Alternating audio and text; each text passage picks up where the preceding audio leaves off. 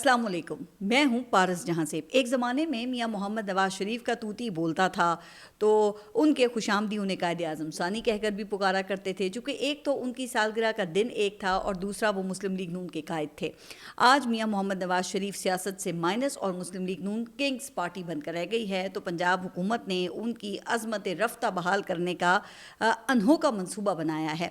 पहले पंजाब के बजट में 7 मंसूबे मियाँ मोहम्मद नवाज़ शरीफ के नाम से मंसूब किए गए, लेकिन ज़ाहिर है कि इससे उनके सियासी ग्राफ पर तो कोई फ़र्क नहीं पड़ा, उल्टा उन पर तनकीद होने लगी। इसलिए इस बार कुछ ख़ास, कुछ मुख्तलिफ करके दिखाया है। जी हाँ, 14 अगस्त करीब आते ही पंजाब भर में सरकारी बजट से यौम आज़ादी मुबारक के बैनर्स, पोस्टर्स और बिलबोर्ड्स लगाए गए हैं, जिन पर मियाँ मोहम्मद नवाज़ शरीफ, शहबाज शरीफ और मरीम नवाज़ की जंबो साइज़ तस्वीर मौजूद हैं।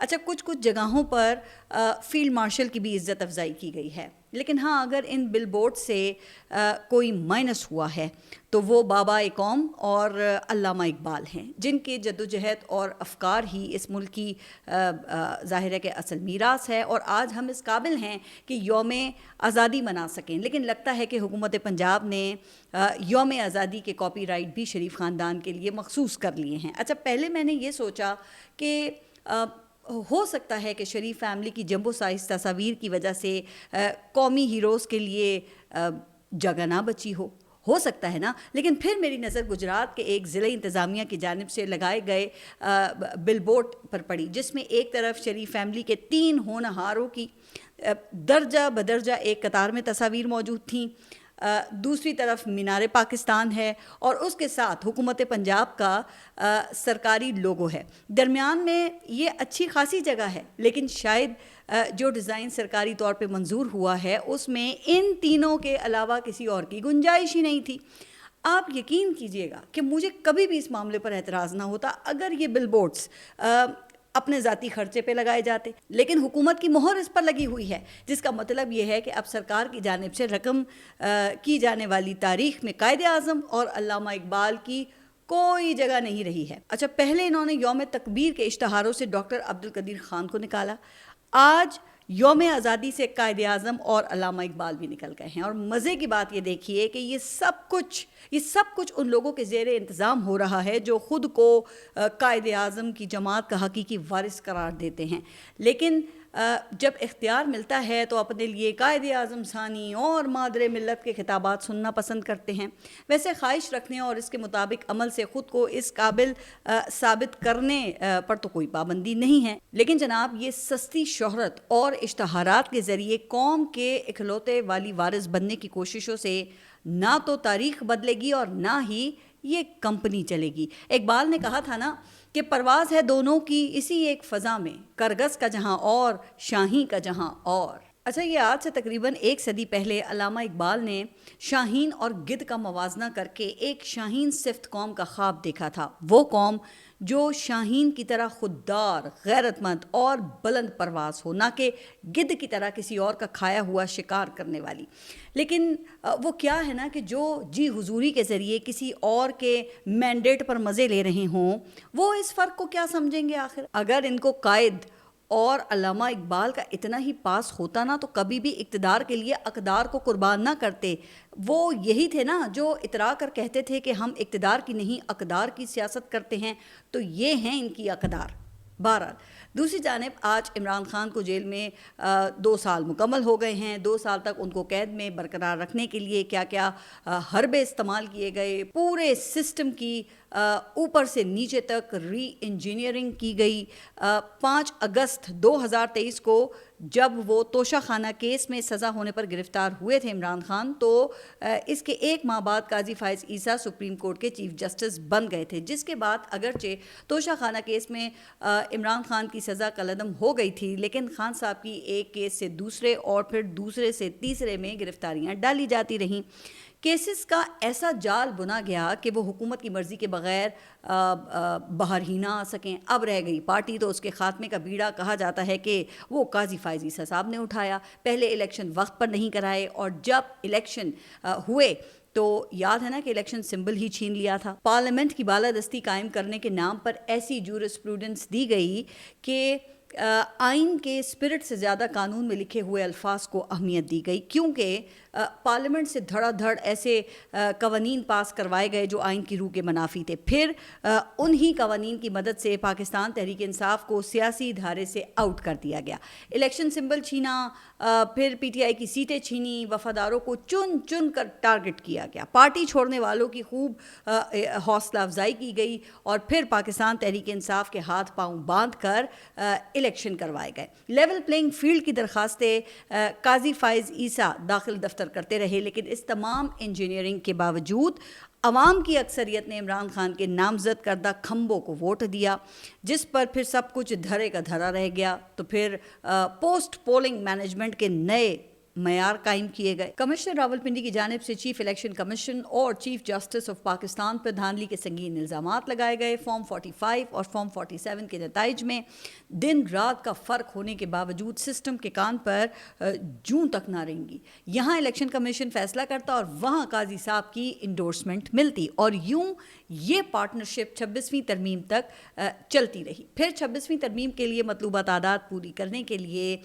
سپریم کورٹ سے اراکین کو نااہل کیا گیا، جس پر پروسیجر بائی پاس کرنے کے الزامات لگے. خصوصی نشستوں کے فیصلے پر بڑی دیدہ دلیری سے عمل درآمد نہیں کروایا گیا، جس کا فائدہ اٹھاتے ہوئے حکومت نے پھر 26ویں آئینی ترمیم پاس کروا لی، جس کے بعد ایک ایسی عدلیہ وجود میں آئی کہ پھر کیسز جانے اور آئینی بینچ جانے، جس کے حوالے سے یہی کہا جا سکتا ہے کہ جانے نہ جانے گل ہی نہ جانے، باغ تو سارا جانے ہے. بہرحال مختصر یہ کہ آج ہم اس مقام پر کھڑے ہیں جہاں ان 2 سالوں میں عمران خان کی جانب سے تیسری بڑی احتجاجی کال دی گئی ہے. اس سے پہلے 2 بار اسلام آباد کی جانب مارچ کی کالز دی گئی تھیں، جس کو حکومت نے بھرپور طاقت کے ذریعے کرش کیا. اس دوران کئی قیمتی جانیں بھی ضائع ہوئیں، جس کو مد نظر رکھتے ہوئے اس بار حکمت عملی جو ہے وہ تبدیل کی گئی. پہلے پاکستان تحریک انصاف نے لاہور اور اسلام آباد میں جلسے کی اجازت مانگی، جو نہیں دی گئی، جس کے بعد ملکگیر سطح پر ریلیاں نکالنے کا فیصلہ ہوا.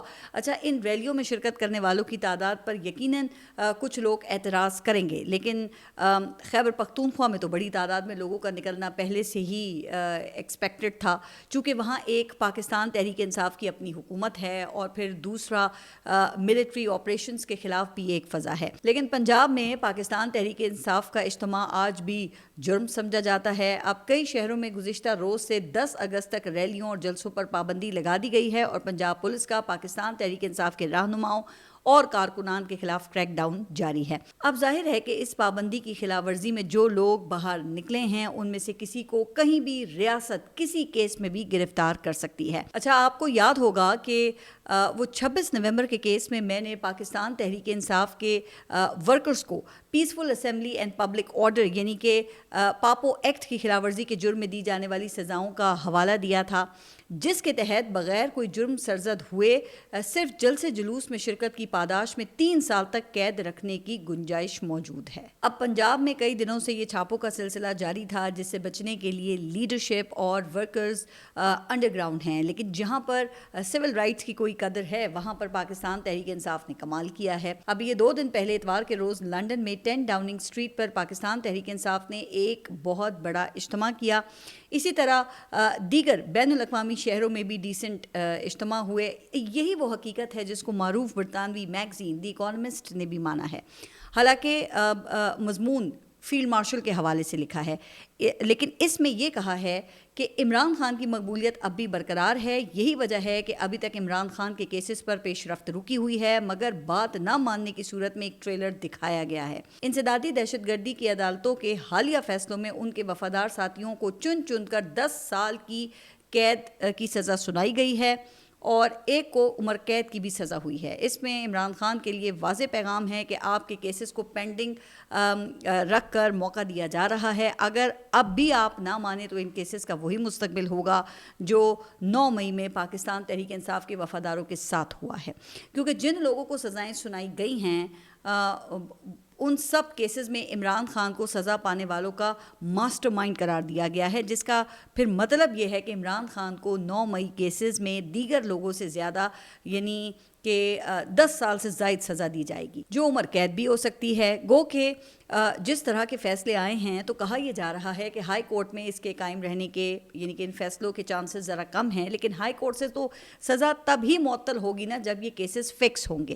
اب گزشتہ 2 سالوں میں یہ تمام حربے عمران خان پر آزمائے جا چکے ہیں، لیکن وہ اب بھی ڈٹے ہوئے ہیں، اور جس بہادری سے عمران خان نے قید کاٹی ہے تو اب تو اس کا اعتراف جو ہے وہ خود حکومتی لوگ کر رہے ہیں۔ یاد ہے نا کہ یہی رانا ثناء اللہ تھے جو کہتے تھے کہ عمران خان تو 2 دن جیل نہیں کاٹ سکتا، اب وہ جیل کاٹ چکے ہیں، اور سر پر فیصلوں کی لٹکتی جو تلوار ہے اس کے باوجود خان صاحب اپنے موقف کے اوپر قائم ہیں۔ اچھا، اس سے اب حکومت بوکھلاہٹ کا شکار ہو گئی ہے۔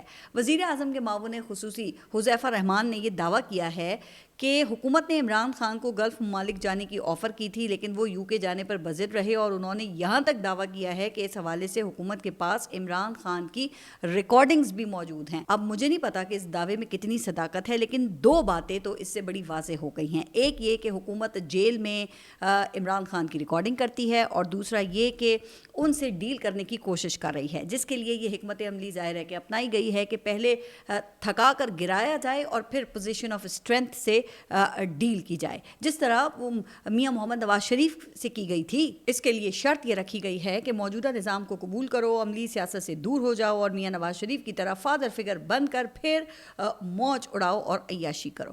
لیکن اسی بات کو پاکستان تحریک انصاف کی لیڈرشپ نے اپنے احتجاج میں بھی ہائی لائٹ کیا ہے کہ اگر عمران خان چاہیں تو ڈیل کر کے آج باہر آ سکتے ہیں، لیکن وہ اس پر راضی نہیں ہیں۔ اچھا، اس بات کا اعتراف اب حکومت یا اس نظام کے قریب سمجھے جانے والے ولاگرز بھی کر رہے ہیں کہ عمران خان کے پاس مشروط رہائی کی آفر موجود ہے۔ ان تجزیہ کاروں کے خیال میں خان صاحب کی طرف سے مزاحمت جاری رکھنا لوہے کی دیوار کو سر مارنے کے مترادف ہے، جس سے لوہے کی دیوار کو تو فرق نہیں پڑے گا، البتہ پاکستان تحریک انصاف اور عمران خان کا اپنا نقصان ہو جائے گا۔ ویسے اس سے مجھے یاد آیا کہ ایسے ہی کچھ تجزیہ کار کچھ عرصے پہلے تک عمران خان کو رائٹ آف کرنے کی تاریخ کا حصہ بن چکے تھے، لیکن اب وہ موقع سے فائدہ اٹھانے کے مفت مشورے دے رہے ہیں، اس وقت خبردار کر رہے ہیں کہ مان جاؤ، دوبارہ چانس نہیں ملے گا۔ اچھا، ویسے انٹرسٹنگ بات یہ ہے کہ اس کی دلیل میں یہ تجزیہ کار ہو بہو وہی باتیں کرتے ہیں جس جانب سہیل وڑیچ صاحب نے اشارہ کیا ہے۔ وہ پھر کیا بات ہے؟ تو اس طرف آنے سے پہلے نظام کے قریب سمجھے جانے والے ان تجزیہ کاروں کی دلیل کا ذرا جائزہ لیتے ہیں۔ بائی دا وے، یہ وہی لوگ ہیں جو عمران خان کو نظام سے ٹکر لینے کے انجام سے خبردار کر رہے ہیں۔ اب وہ کہتے ہیں کہ اس نظام کے کرتا دھرتا شخصیات کی نظریں بہت دور تک لگی ہوئی ہیں۔ اچھا، کتنا دور تک؟ تو اس کے لیے پھر وہ آرمی ایکٹ میں ہونے والی حالیہ ترمیم کی طرف اشارہ کرتے ہیں، جس کے تحت موجودہ ٹرم کے 3 سال اور ایک ایکسٹینشن کے 5 سال یعنی کل ملا کر 8 سال، ان کے مطابق 8 سال تو اس نظام کے پکے ہیں، جس دوران اگر عمران خان نے بات نہ مانی تو سیاست میں واپسی کے تمام چانسز ختم۔ لیکن بات یہاں رکتی نہیں ہے نا، پھر وہ یہ فرماتے ہیں کہ اس دوران فیلڈ مارشل صدر بھی بن سکتے ہیں، جس کے لیے آئین میں کسی بھی قسم کی ترمیم کے لیے حکومت کے پاس 2/3 اکثریت کا بندوبست موجود ہے۔ اچھا، اسی بات کا بالکل اسی بات کا ذکر دی اکانومسٹ نے بھی کیا ہے۔ اب وہ یہ لکھتے ہیں کہ فیلڈ مارشل کے لیے گزشتہ 2 سال سخت تھے، ملک کے باہر اور ملک کے اندر ان پر تنقید ہو رہی تھی، لیکن پھر پاک انڈیا جنگ کے بعد صدر ٹرمپ کے ساتھ ان کے وہ لنچ نے صورتحال یکسر تبدیل کر دی، جس کی وجہ سے فیلڈ مارشل کے صدر بننے کی قیاس آرائیوں نے جنم لیا ہے۔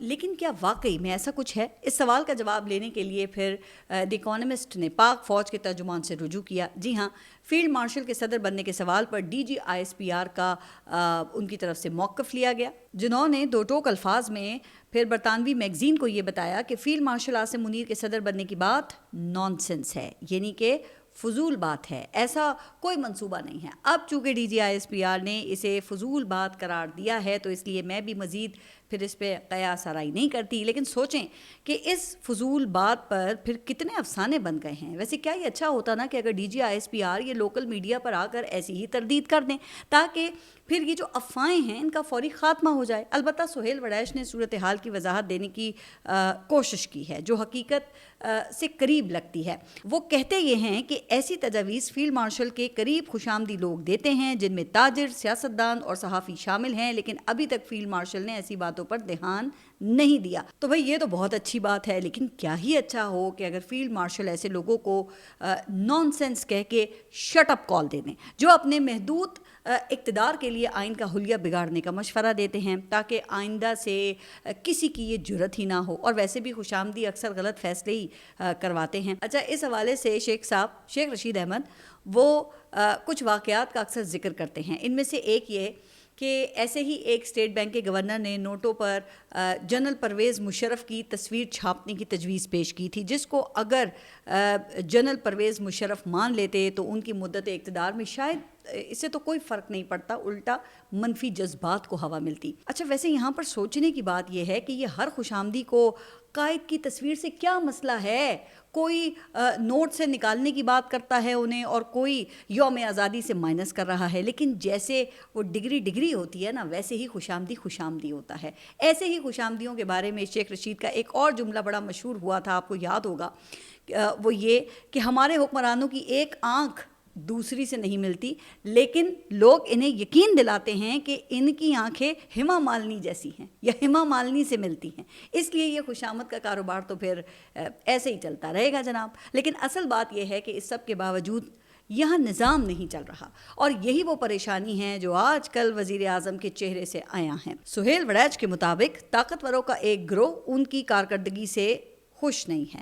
اچھا، پھر اس شک کو مزید تقویت اس بات سے ملتی ہے جب وزیر اعظم کے حالیہ جو دورہ تھا لاہور کا، اس دوران پروٹوکول کے مطابق پنجاب کی وزیر اعلیٰ، چیف سیکریٹری اور آئی جی پولیس خیر سگالی کے طور پر بھی ان سے ملنے نہیں آئے۔ اب اس کی کوئی خاندانی وجوہات ہیں یا پھر سیاسی، لیکن مزے کی بات یہ ہے جناب کہ وزیر اعلیٰ پنجاب کی کارکردگی سے بھی طاقتور حلقے اس وقت خوش نہیں ہیں۔ اچھا، اب اس کے بارے میں عام خیال یہی ہے کہ گراس روٹ لیول پر ان کا کوئی امپیکٹ نہیں ہے۔ اب سوال تو اٹھتا ہے نا کہ اگر 2 سال تک پنجاب میں پاکستان تحریک انصاف کو انڈر گراؤنڈ رکھنے پر مجبور رکھا گیا، مریم نواز کو واک اوور دیا گیا، اور اس کے باوجود یہ حال ہے، یہ صورتحال ہے، تو پھر مقابلے کی فضا میں کیا ہوگا؟ شاید یہی وہ وجوہات ہیں جو عمران خان کی طاقت کو ظاہر کرتی ہیں، چونکہ عوام نے اس نظام کو دل سے قبول ہی نہیں کیا۔ کیوں قبول نہیں کیا؟ اس کا جواب تو میں اپنے ہر ولاگ میں آپ کو دینے کی کوشش کرتی ہوں، مگر سہیل وڑیچ صاحب نے بھی اس کا کھل کر جواب دیا ہے، جو ظاہر ہے کہ اپنے پکے سورس کے کہنے پر ہی دیا ہوگا۔ وہ یہ کہتے ہیں کہ اس کی وجہ ہائبرڈ نظام ہے، جس میں حکومت، ریاست اور فوج آپس میں گڈمڈ ہیں۔ ایک طرف سے کہا جاتا ہے کہ امریکی صدر نے عمران خان سے ہلکا ہاتھ رکھنے کا مشورہ دیا ہے، جبکہ دوسری طرف سے یہ خبر آتی ہے کہ عمران خان کو اسلام آباد کی سخت جیل میں منتقل کیا جا سکتا ہے۔ ان کے مطابق یہی آج کی سب سے بڑی سیاسی کنفیوژن ہے، جس پر حکومت اور ریاست کی پراسرار خاموشی نئے سوالات کو جنم دے رہی ہے۔